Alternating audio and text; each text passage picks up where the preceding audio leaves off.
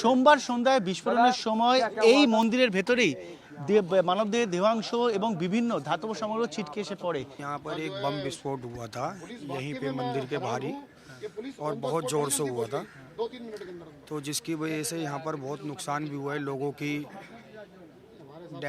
Death भी हुई है, और हमारे यहाँ मंदिर के अंदर बॉडी पार्ट्स भी आए हैं उड़ उड़ के। कोई किसी का फेस आया है, किसी का लेंस आया है, एक की तो बेचारे की पूरी रीढ़ की पूरी हड्डी थी। छतों पे थे 2-3 मांस के टुकड़े यहाँ गिरे थे, और एक वहाँ गिरा था। बहुत मतलब देख के भी कुछ ऐसा लग रहा था ये क्या हुआ। मंदिर के अंदर काफ़ी नुकसान हुआ है, मंदिर के शीशे वीशे टूटे हैं, बहुत दो गेट डैमेज हो गए हैं।